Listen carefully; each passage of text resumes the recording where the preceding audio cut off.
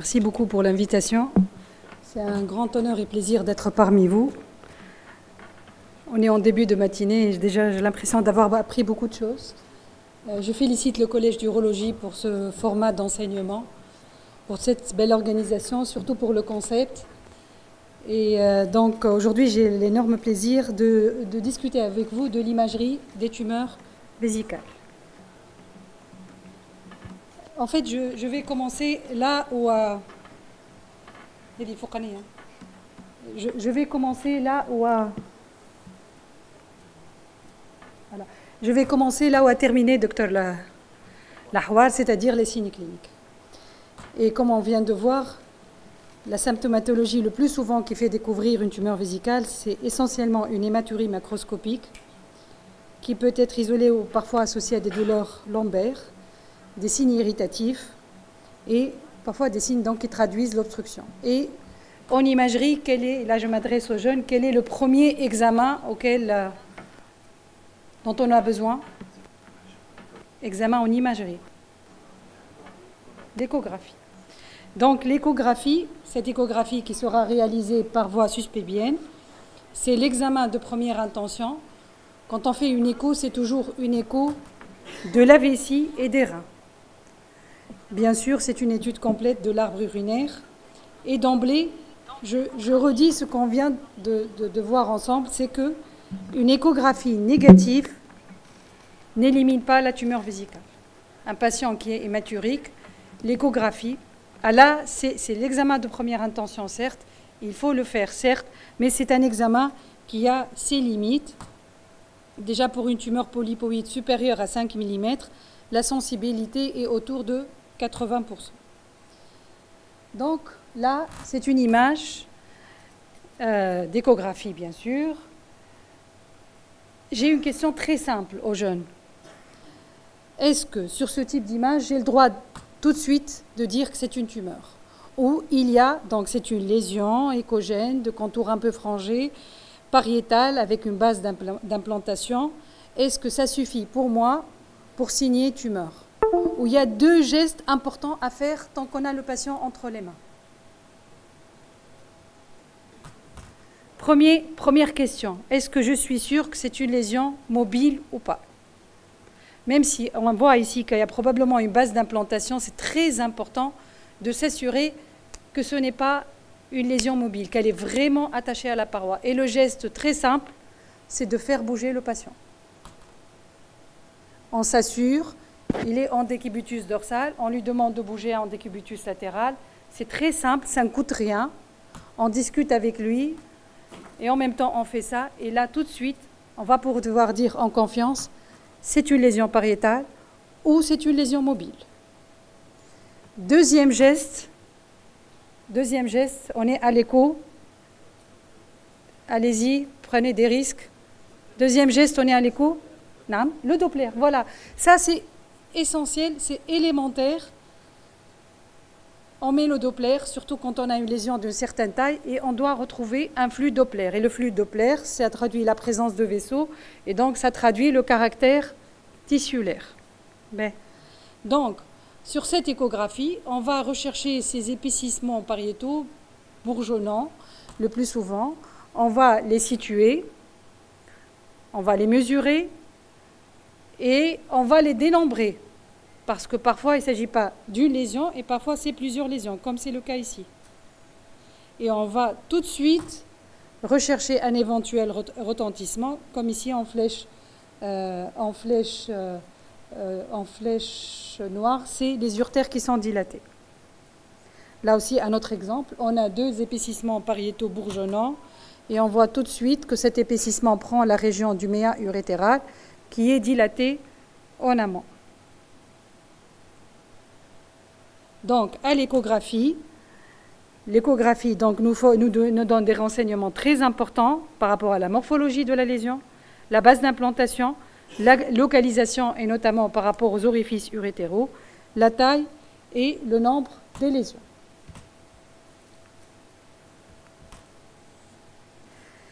Mais on insiste sur ça, c'est un examen qui a ses limites. C'est-à-dire l'échographie peut être, une échographie bien faite peut être négative, et notamment quand on a des lésions plates, peu saillantes, ou des lésions de petite taille, et dans certaines localisations qui peuvent être d'exploration difficile, telles que par exemple le dôme, là-bas, surtout chez un patient qui a une sonde urinaire. Donc c'est un examen où on doit être très attentif, et je rappelle, malgré toutes ces attentions, il n'est pas tout à fait sensible à 100%. Ça, c'est important à intégrer dans votre démarche diagnostique. Et puis, il y a un impératif technique, on le redit jamais assez. On ne peut pas faire cette échographie de la vessie si la vessie n'est pas pleine. Si on fait une échographie à une vessie qui n'est pas pleine, on se donne tous les risques et toute la malchance de rater les lésions. C'est très facile d'avoir une vessie pleine, il faut être patient, on demande aux patients de boire de l'eau et on est là, on attend qu'elle soit pleine pour faire l'examen. B. Et donc on a dit que toute lésion vésicale n'est pas forcément une tumeur, et tant mieux. Donc il y a des diagnostics différentiels. Les jeunes, quel est le principal diagnostic différentiel? Quels sont les principaux diagnostics différentiels? La lithiase. Dans un contexte hématurique, le caillot. Et comment on différencie finalement un caillot d'une tumeur? Les deux gestes de tout à l'heure. Vous vous rappelez des deux gestes? Nam? Surtout la mobilité. Donc, qu'est-ce que je fais? Je fais bouger mon patient et le Doppler. D'accord? Mais tout en se rappelant que ce patient peut avoir une hématurie et un caillot. Donc, il faut être très attentif. D'accord? Et d'ailleurs, quand c'est un patient qui a une hématurie importante, on est encore plus limité ou moins à l'aise pour détecter la tumeur. Le sang frais, il est échogène. La tumeur, souvent, elle est échogène. D'accord? B. Autre diagnostic. Lithiase. Donc là, on voit que c'est une lésion qui n'a pas un contact pariétal. Ce n'est pas une lésion pariétale, mais toujours on se méfie. On fait bouger le patient.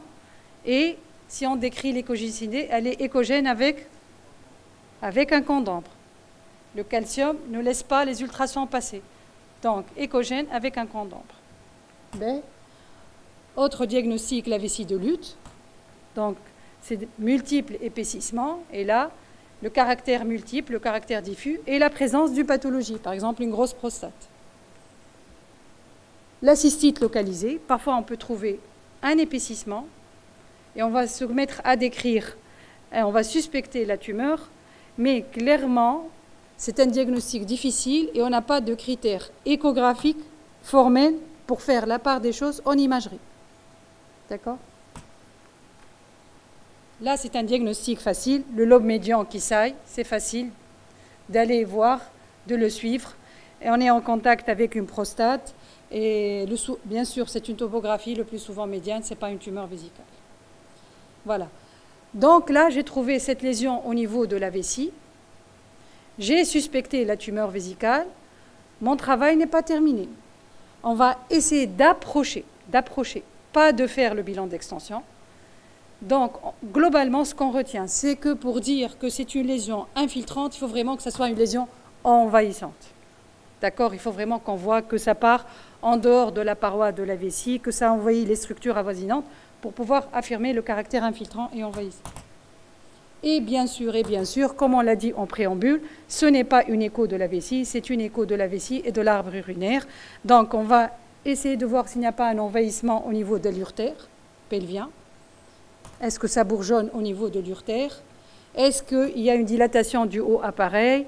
On mesure le cortex rénal pour évaluer un éventuel retentissement et on essaie de rechercher des adénomégalies pelviennes, sachant qu'on est très mauvais en échographie. Et d'ailleurs, on ne s'acharne pas beaucoup. Si jamais il y a une grosse adénomégalie, on la décrit, mais on ne s'acharne pas parce qu'on sait qu'on est mauvais. Voilà, donc là, par exemple, un épaississement de la paroi vésicale et un ganglion juste à côté qu'on va décrire. Donc, pour l'échographie, elle est indispensable, c'est l'examen de première intention. On n'oublie pas de faire bouger nos patients et de mettre le Doppler, ça aide en pratique.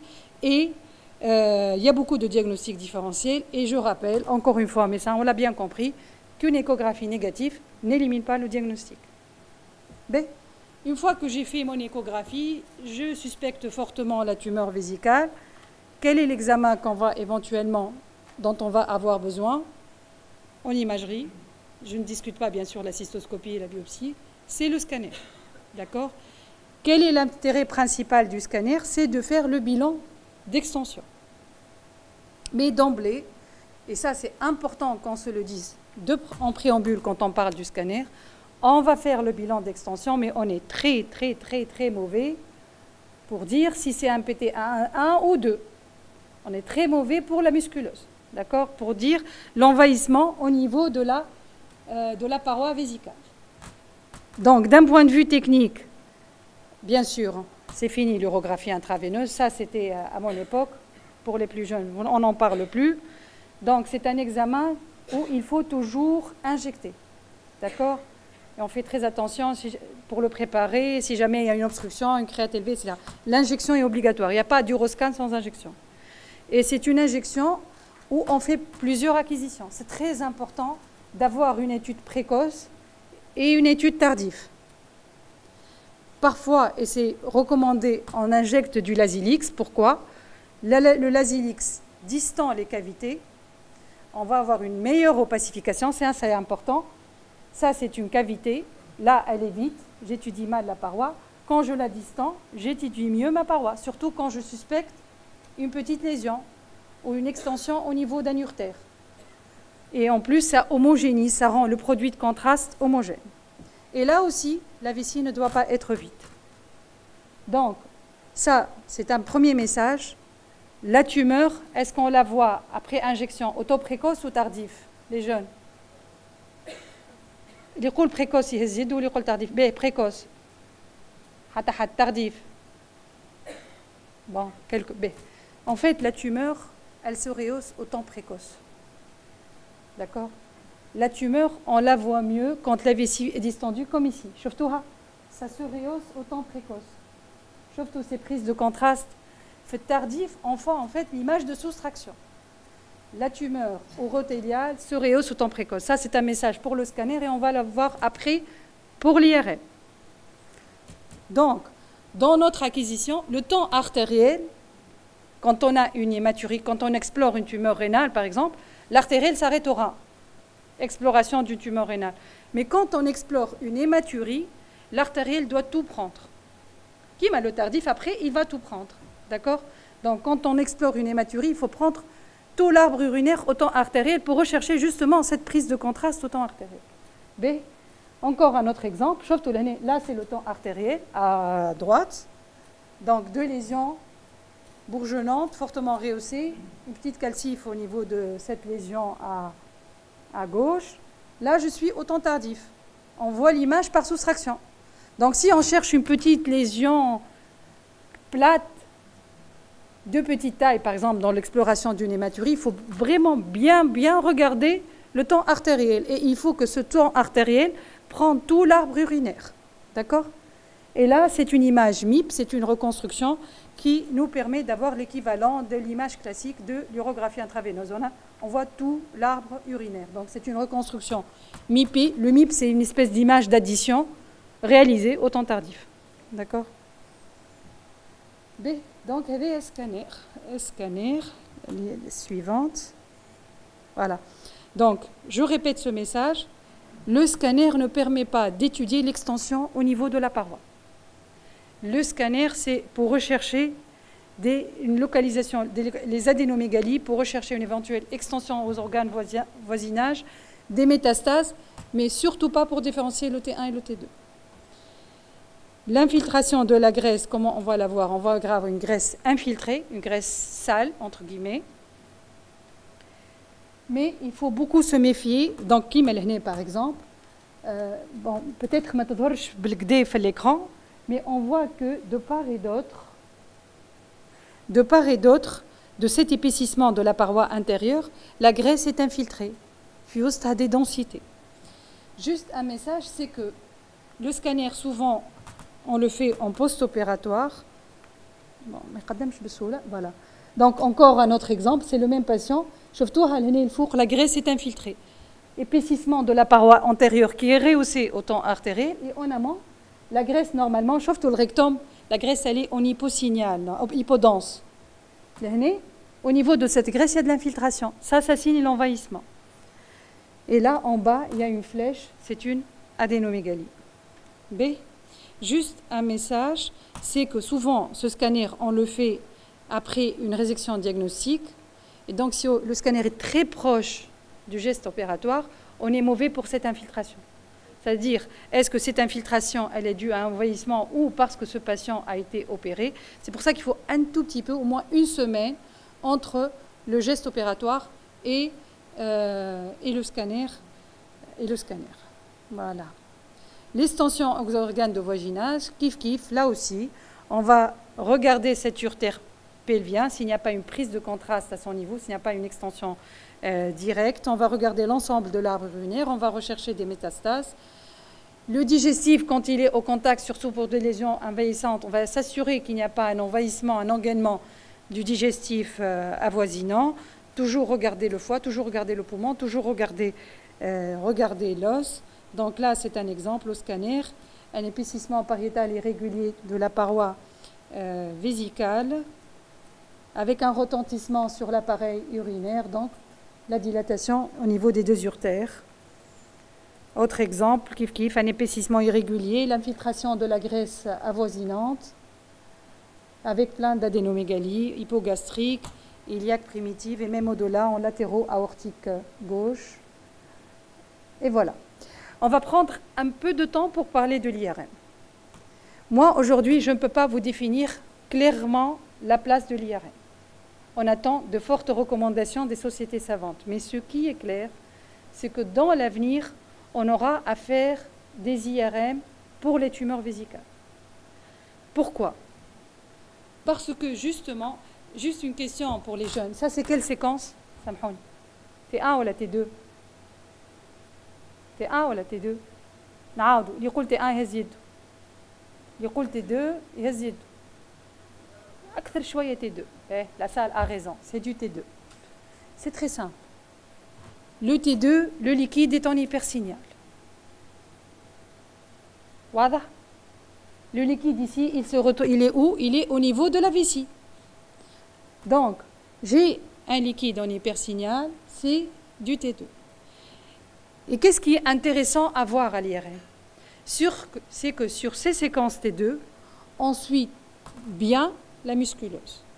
Et la musculeuse, elle apparaît en hyposignal. Le liquide, ce qui est blanc à l'IRM, on dit hypersignal. Ce qui est noir, on dit hyposignal. Scanner, hyperdense, hypodense. Écho, hyperéchogène, hypoéchogène. Donc, ce qui est intéressant à dire, c'est qu'à l'IRM, on voit bien cette musculeuse. Donc, par exemple, ici, on a une lésion bourgeonnante de la paroi postérieure et on voit qu'à son contact, la musculeuse, elle est continue. D'accord? Et l'IRM, justement, à l'IRM, on arrive à distinguer la couche interne, la couche musculaire et la graisse périvésicale. La musculeuse, elle va apparaître au hyposignal T2. La musculeuse se rehausse tardivement. Et la couche interne, la muqueuse se rehausse précocement. Exemple ici d'une vessie normale ou ici quelle séquence rapide en haut. T2, liquide hypersignal, vessie remplie de liquide. C'est très simple. Donc du T2 et on voit qu'on suit bien cette paroi se muscle. Là, c'est la séquence de diffusion et là-bas, c'est la séquence après injection. Et à l'IRM, comme au scanner, on fait une injection dynamique, on a un temps précoce et un temps tardif. Ben, on continue. Donc, quel est le protocole IRM? D'abord, c'est des IRM très exigeantes. Une image de grande qualité, de grande matrice. On a affaire à des structures fines. La paroi, elle est fine, ce n'est pas une paroi comme ça. D'accord? Et puis, on a besoin de séquences qui sont quand même exigeantes, le T2, la séquence de diffusion et l'injection dynamique. La séquence de diffusion, je simplifie, c'est une séquence qui décrit la cellularité. Quand il y a une hypercellularité, il y a une hyper en diffusion. Deuxième message pour simplifier, quand l'ADC est calculé à partir de la séquence de diffusion. ADC, Apparent Diffusion Coefficient, coefficient apparent de diffusion, l'anglais, Apparent Diffusion Coefficient. Quand une lésion est en hyperdiffusion, l'ADC est en hypo, c'est l'inverse. D'accord? Et toujours à l'IRM, c'est un champ large pour essayer de voir aussi les ganglions, l'os et les organes avoisinants. Donc, en T2, le principe sur cette IRM vésicale, c'est une IRM exigeante. Ils aiment une forte matrice, ils aiment des coupes assez fines, et puis des séquences techniquement exigeantes, notamment la séquence de diffusion. Et quand on étudie la vessie, toujours, mais ça c'est valable pour tout, la vessie ou autre, l'utérus ou autre, au minimum 2 plans. D'accord? J'ouvre une parenthèse. Le scanner, c'est une acquisition volumique. C'est un 3D. On le fait en axial, on le fait en coronal, on le fait en sagittal. On peut reconstruire comme on veut. C'est un volume. Alors qu'en IRM, c'est des coupes. C'est pour ça qu'il faut 2 plans. Maintenant, qui n'a l'axial, un bon sagittal. Scanner volume, quand je fais l'acquisition en axial, je le plan il d'ailleurs, c'est pour ça qu'au scanner, on parle beaucoup de reformatage. Bon, dans l'avenir, sûrement l'IRM va évoluer, puis les volumiques. Pour le moment, c'est le cas. Donc, au minimum 2 plans. Donc, la séquence de diffusion, la séquence T2, la séquence de diffusion, il faut diffusion, il y a ce qu'on appelle les B, donc on fait des fortes B, B à 1000, ou qui m'a la cellularité. On ne va pas en parler aujourd'hui. Maintenant, je me tape fait littérature des travaux qui corrèlent la valeur de la diffusion à la réponse à la chimiothérapie. Ce n'est pas du tout notre propos aujourd'hui. Et l'injection dynamique. Je m'arrête à injection dynamique. L'injection, on a une étude autant précoce, autant intermédiaire et autant tardif. Un peu ce qu'on faisait au scanner. D'accord? سامحوني قبيله نسيت روحي ايش قلت. La tumeur, elle se rehausse à quel temps? Les jeunes. نعم؟ Précoce. Ça, c'est valable aussi en IRM. D'accord? Donc, moi, la tumeur à l'IRM, je ne vais pas la rechercher au temps tardif. Donc, une fois qu'on a dit ça, toujours cette histoire de remplissage. C'est une cavité. Si je veux bien l'étudier, elle doit être distendue. Si elle est vide, la paroi, elle colle là comme comme on dit, donc on aura du mal à rechercher la petite lésion. La distension, on va demander au patient d'aller boire 1 litre d'eau 30 minutes avant l'examen. C'est assez annois, surtout chez certains patients âgés, mais c'est obligatoire. S'il n'y a pas cette distension, on est mauvais. B. Donc, on l'a dit plusieurs fois, c'était un examen très exigeant, donc il faut une bonne résolution spatiale. Ça, c'est pas bon, on oublie. Une bonne machine, 1.5 et même mieux à 3 Tesla. Parfois, par exemple, ça, c'est un patient qui a une prothèse de hanche. La diffusion est encore plus sensible que le T2. Sauf que le T2 est à peu près valable. Sauf que la tumeur en T2. D'accord? Ce bourgeonnement, on est d'accord que c'est un T2, hein, on ne revient pas sur ça. Là, c'est une séquence en diffusion. La tumeur est en hyperdiffusion. Et puis, toujours la sous-distension. Il faut que la vessie soit distendue. Ça, c'est valable pour tout. B. Allez, on va travailler les jeunes. C'est une séquence en diffusion. On a 2 plans, axial et coronal. Est-ce qu'on suit bien cette musculeuse ici? Est-ce que la musculeuse est continue ou pas? Oui. D'accord? Là, on suit notre musculeuse et on voit même que la graisse périvésicale est propre. D'accord?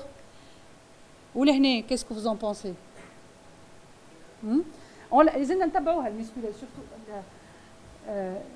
شفتوا la musculeuse c'est ça. On la suit. La tumeur, on la voit, n'est-ce pas? Est-ce que cette musculeuse est continue? Est-ce qu'il y a un envahissement de la graisse périvésicale? Ok, c'est bon. Et là, T2, je ne reviens pas, la paroi, le muscle, c'est ce liseré en hyposignal, d'accord? Je vois cette masse.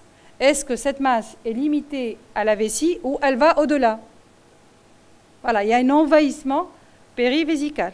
Ben, là, c'est une image scanner.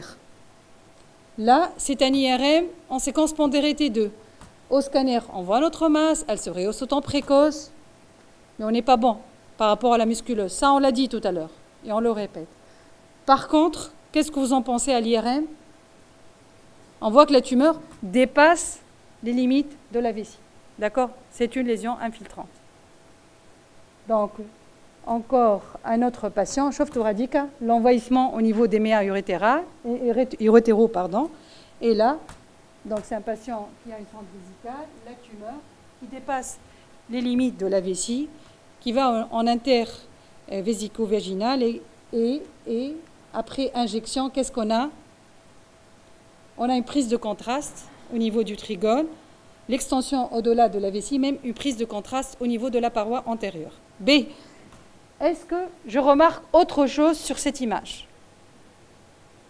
Medfahmi, là, on a une volumineuse lésion envahissante. Est-ce que j'ai autre chose? Est-ce que j'ai quelque chose au niveau du dôme? Oui, j'ai une prise de contraste. J'ai une autre lésion qui n'est pas infiltrante. D'accord? Et d'ailleurs, qui nerja betweli, fait T2, موجود un petit épaississement.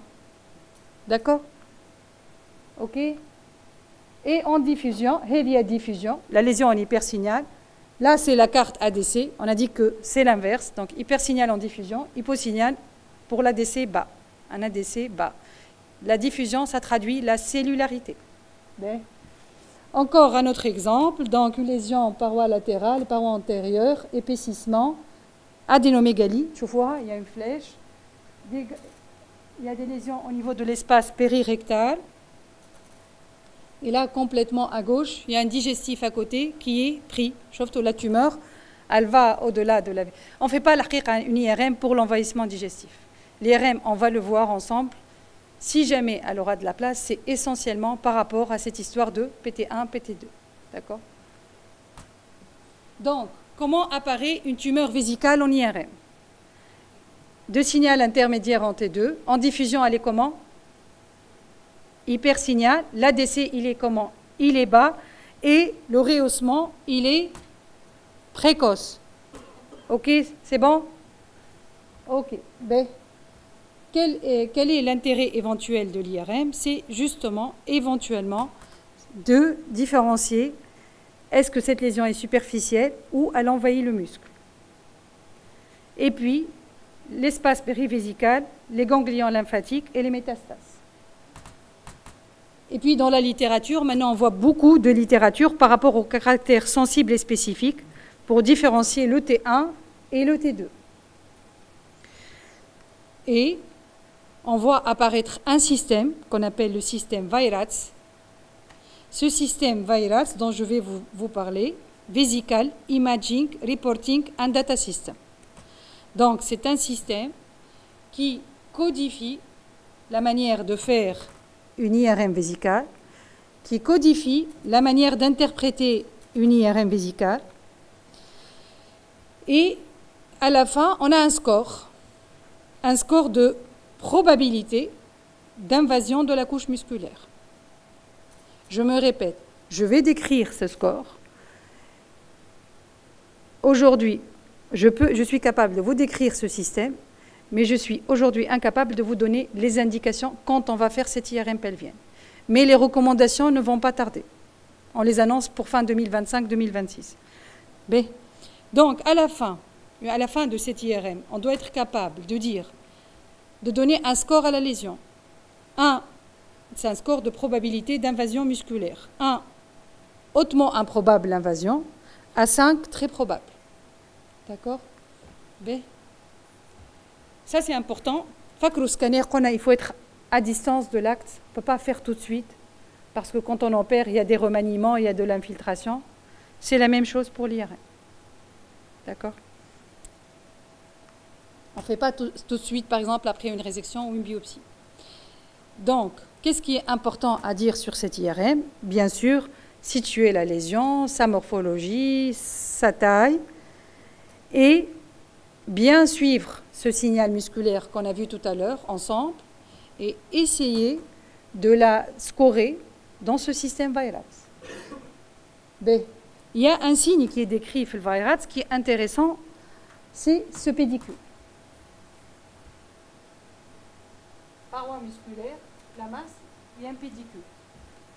Ce pédicule, il est décrit comme un signe favorable, comme un signe rassurant. Il serait dû, donc, la musculeuse, donc du tissu fibreux et des capillaires qui viennent en quelque sorte protéger cette musculeuse. D'accord ? Autre signe qui est décrit sur ce virus, c'est cette prise de contraste précoce, en fait, qui traduit, c'est la muqueuse qui s'interpose et qui pourrait indiquer donc préservation de la musculaire, de la couche musculaire. B. Donc le virus 1, on a le virus 1 hautement improbable. Le virus 1, donc la schématisation du virus, le virus 1 c'est ça. Donc c'est une lésion inférieure à 1 cm et puis on a inférieure à 1 cm et on peut avoir ces signes rassurants dont on a parlé tout à l'heure. Exemple, cette tumeur, on hyposignale T2, la musculeuse qui est très bien, inférieure à 1 cm et un hypersignal en diffusion. Le virus 2, là, on a une lésion supérieure à 1 cm. Et sur le virus 2, on a ce qui est décrit comme ces signes rassurants, et notamment ce pédicule. Et quand c'est une lésion plate, on a cette prise de contraste qui s'interpose au temps précoce. Là, l'invasion musculaire est peu probable. Donc, là, un exemple. Et ce pédicule, on la voit bien, surtout sur la séquence en diffusion. La séquence en diffusion. Donc, la lésion, la musculeuse, elle est continue. Et puis, sur la séquence en diffusion, sauf tout cas, nous un pédicule, l'autre, d'accord, sur la séquence en diffusion. Donc, il est là-bas. Et là, la prise de contraste au temps précoce. Tu as mis une fière. Donc, ça, c'est la sémiologie d'une tumeur vésicale. Mais le virus 3, donc ça, on ne sait pas, même à l'IRM. Donc, c'est une lésion supérieure à 1 cm et on n'a aucun critère rassurant. Ça veut dire on n'a pas de pédicule, donc la musculeuse est continue, mais on n'a pas de pédicule. Et là, c'est très important d'alerter le chirurgien pour lui dire qu'on ne peut pas conclure, qu'on ne sait pas, même si cette musculeuse nous paraît continue. Le virus 4, en fait, l'image, elle est là, elle interrompt la musculeuse, mais reste limitée à la vessie. Exemple, l'hernie. Donc, la tumeur, elle est là, la musculeuse s'interrompt, mais on ne voit pas d'envahissement au-delà. Le virus 5, c'est une infiltration, toute la paroi, elle est interrompue, et on voit l'extension au-delà. Exemple, donc, volumineuse masse. Donc, en fait, c'est quelle séquence? Une lumière, il y a l'infiltrate. C'est du T2. Donc, tout ça, c'est la tumeur. Donc, avec une extension au-delà des limites de la vessie. Donc, il y a T2 l'année ou T2 radii, hypersignal en diffusion et prise de contraste au temps précoce. Voilà. Donc, ça, c'est un résumé sur les séquences virus.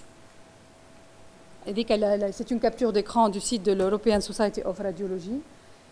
Donc, c'est un outil qui permet de standardiser l'examen IRM, qui permettrait une évaluation de cet envahissement musculaire, et ça se base sur le T2, la diffusion et l'étude du rehaussement. Voilà. Encore une fois, on va suivre ensemble maintenant comment ce virus va s'intégrer dans la pratique clinique. Voilà, je vous remercie. Merci beaucoup. Donc, merci, professeur, pour votre présentation claire et didactique. Je vois, vous avez fait le tour de l'intérêt de l'imagerie dans le diagnostic des tumeurs de la vessie. Donc, votre présentation a suscité un grand intérêt, je vois, parce qu'il y a beaucoup de questions. Donc, on va commencer par le Zoom. Docteur Mohamed Amin Ousleti, vous avez une question, je crois.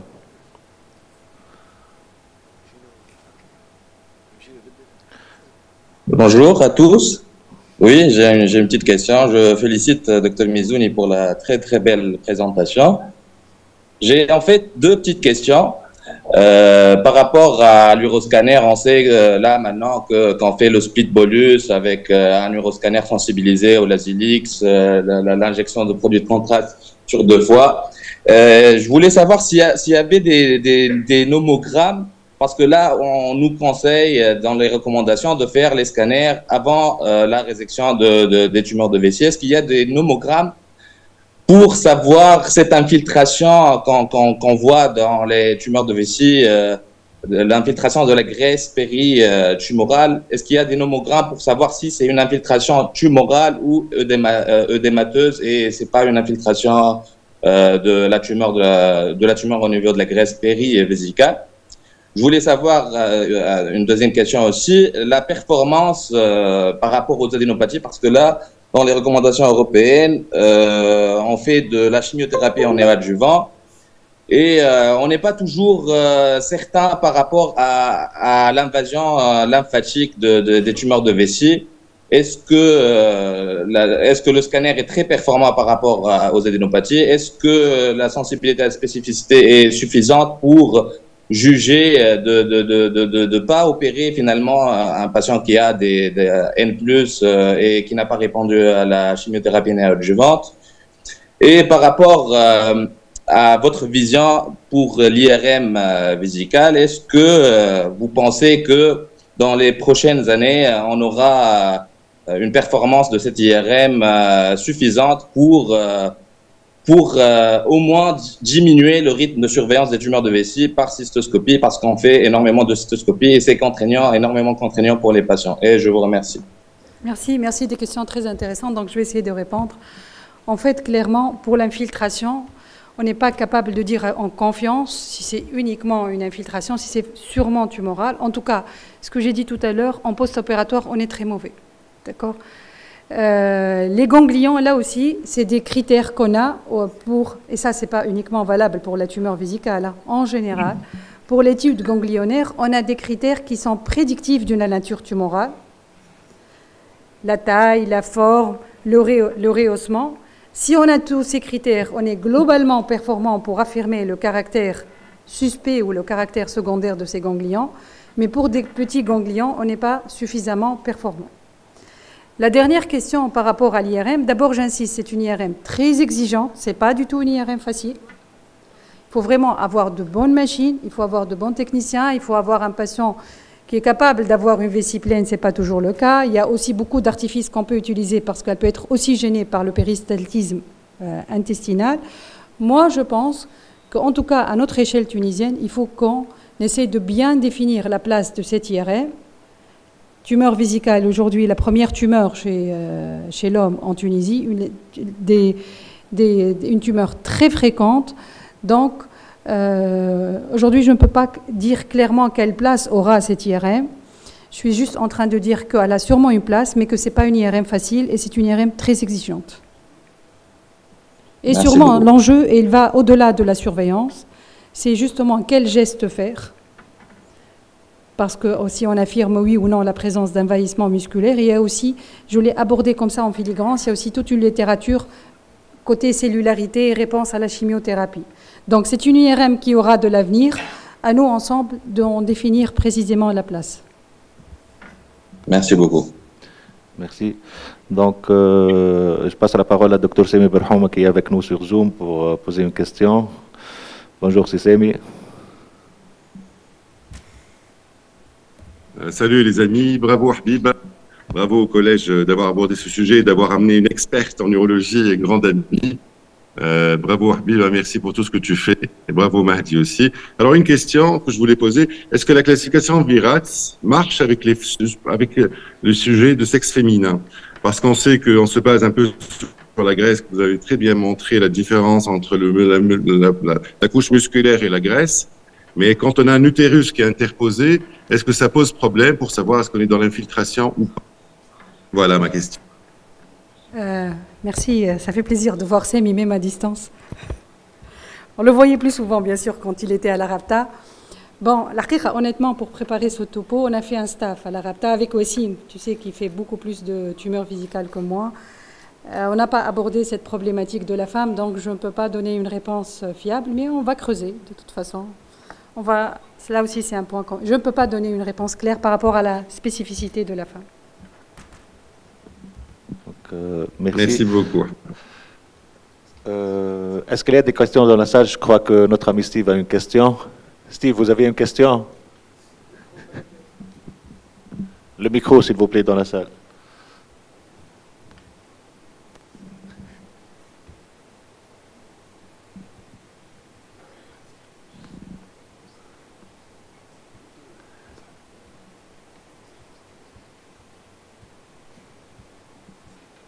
Steve.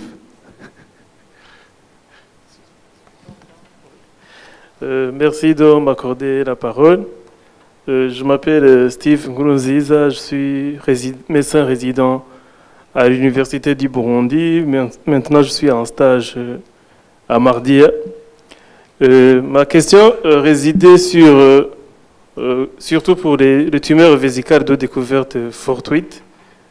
Est-ce que on découvre une tumeur à l'échographie, on pourrait se contenter de demander directement une IRM pour pouvoir staffer soit est-ce qu'on peut passer à une résection ou bien donc décider la prise en charge, que ce soit une cystectomie, vu qu'on peut trouver des tumeurs infiltrantes. Donc, pour pouvoir décider la prise en charge. L'IRM serait-il donc important en premier, après la découverte, semble toutefois se contenter de l'examen en APAT? Merci. L'IRM n'a pas vocation à remplacer ni la cystoscopie, ni la biopsie, ni le scanner. L'IRM, c'est un examen qui vient après tous ces examens. C'est la même conduite qu'on va garder pour justement essayer de mieux répondre pour la musculeuse. Et puis l'IRM, j'ai insisté pour dire que c'est un examen très exigeant, c'est pas facile, et ça ne voit pas beaucoup de choses. Il y a beaucoup de choses qu'on voit, là je parle en tant qu'imageur par exemple, au scanner, qu'on ne voit pas à l'IRM. D'accord? Donc c'est un examen qui vient un examen d'appoint, on garde le même schéma classique pour rajouter d'autres informations. D'accord? Ça c'est un piège. Déjà, la place de l'IRM à la fin de tout cet algorithme reste à définir. Mais en tout cas, surtout pas à bouleverser cet algorithme. En tout cas, pas pour le moment, loin de là. Et il y a beaucoup de choses qu'on voit mal à l'IRM. Et puis, c'est un examen exigeant, hein, réellement. Ce n'est pas facile au quotidien. Très bien. On a une autre question.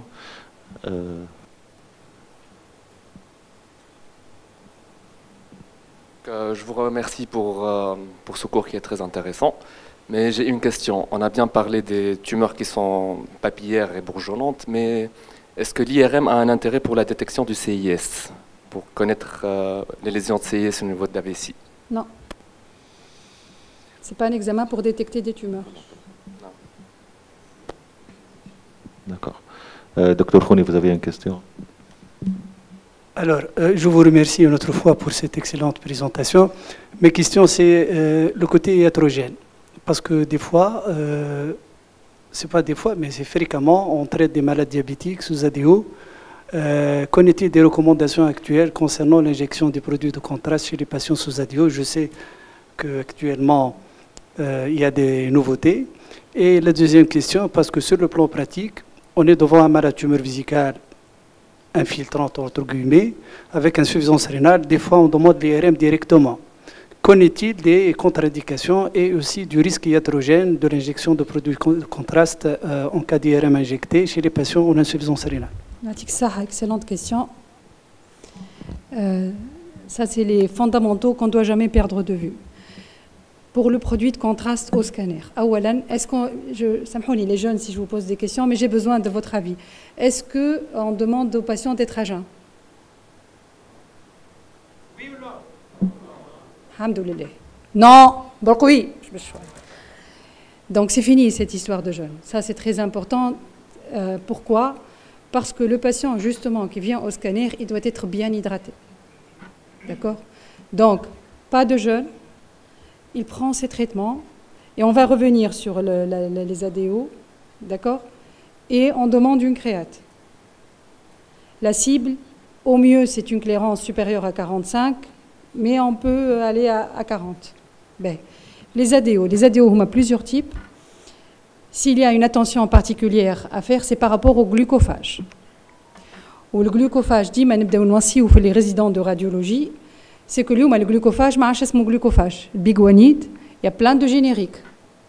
Donc il faut faire très attention à ces génériques. Les sulfamides ne posent pas de problème, l'insuline ne pose pas de problème. Quand on a un patient sur glucophage, s'il a une bonne créate, on peut le prendre, il a pris le traitement le même jour. S'il a une altération de la fonction rénale, on doit l'arrêter 48 heures avant. Le risque, c'est quoi? C'est en cas d'insuffisance rénale, l'accumulation de ce glucophage et le risque d'acidose lactique. Donc, s'il a une bonne fonction, on peut faire l'examen, on l'arrête pendant 48 heures et on le reprend après 48 heures, une fois qu'on a vérifié la créate. S'il a une mauvaise fonction rénale, on l'arrête avant. D'accord? Mais j'insiste beaucoup sur l'hydratation avant l'examen et après l'examen. Pour l'IRM, en fait, en dehors des patients qui sont hémodialysés chroniques, une simple insuffisance rénale ne pose pas de problème. Le risque chez les patients qui sont en hémodialyse chronique. D'accord? On a une question dans la salle là.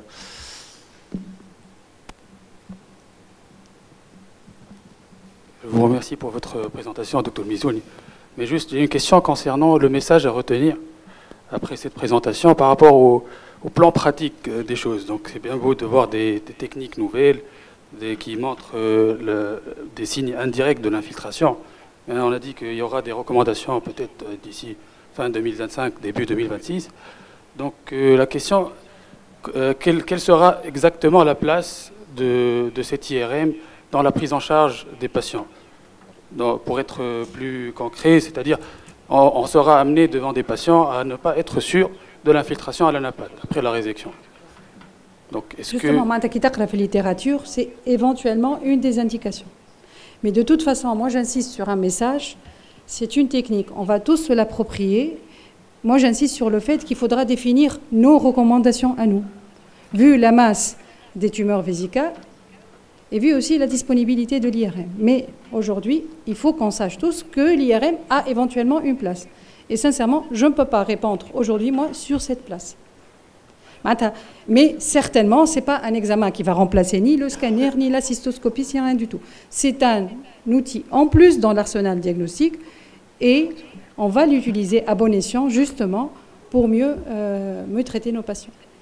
Merci. Mais réellement, objectivement et rationnellement, je parle en présence des maîtres d'urologie, je pense qu'aujourd'hui, il faut être prudent, justement. Mais on sait qu'il existe et il faut qu'on se l'approprie. Et dans la littérature, il y a beaucoup de choses qui sont décrites. Donc, personnellement, on a des recommandations tunisiennes. D'accord. Très bien. Et y a-t-il encore des questions dans la salle? Oui. Le micro ici, s'il vous plaît.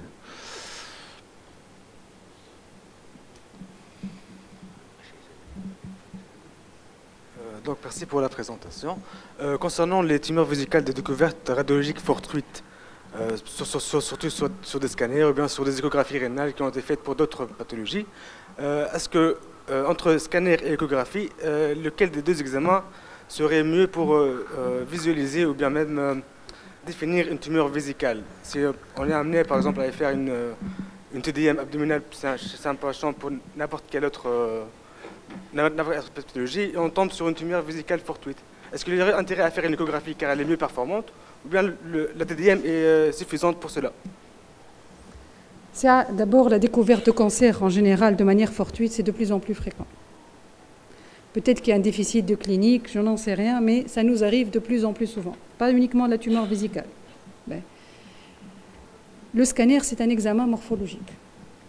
C'est un examen qui décrit les lésions, qui les situe, qui discute éventuellement l'extension. Ce qui est sûr, c'est que derrière, il ne faut jamais oublier l'essentiel, c'est le geste biopsique. D'accord? Mais ce que j'essaie de dire, c'est que c'est des examens morphologiques, que ce soit l'écho, que ce soit le scanner. La découverte de lésions fortuites, qui m'a le cancer du poumon, on le découvre souvent fortuitement, malheureusement. Et malheureusement, dans notre expérience, les meilleurs cancers du poumon qu'on découvre, ce sont ceux qu'on découvre fortuitement, parce que malheureusement, ceux qui viennent avec une forte suspicion, assez souvent, on arrive en retard.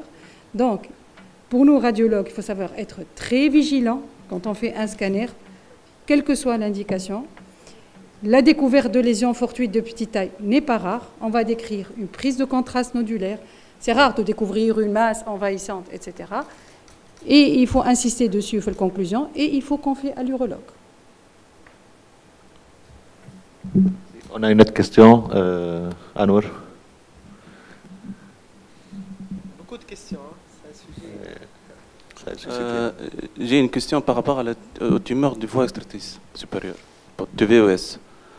Est-ce que l'IRM a une place pour différencier entre une tumeur infiltrante ou pas? Parce que la musculeuse, elle est plutôt fine au niveau du haut appareil. L'INARFO, je ne sais pas, je ne vois pas d'indication en pratique de l'IRM. Bon, les choses évoluent. Donc aujourd'hui, on a beaucoup de littérature par rapport à la vessie, pas par rapport aux tumeurs des voies excrétrices supérieures. Par contre, il y a beaucoup de littérature sur l'intérêt du Lasix. Parce que là, on distende bien une cavité qui est très fine, et donc on étudie mieux la paroi. Et j'insiste, l'artériel doit prendre... Il y a une erreur qui se fait parfois, parce que quand on explore une tumeur rénale, l'artériel ne prend que les reins. Dans le protocole, tu as les tumeurs rénales, l'artériel prend le rein, et après on fait un tardif sur le reste. Pour les tumeurs des voies excrétrices supérieures, quand on explore une hématurie, l'artériel doit prendre tout le volume. Ça, c'est une erreur classique qui fait rater les petites lésions. Et l'autre outil très important, c'est la distension. On distend les cavités et on cherche cette prise de contraste. Merci encore une fois, professeur Mezouni, pour votre présentation. Donc, on va passer à la présentation suivante. Qui va être, Merci et bravo au collège.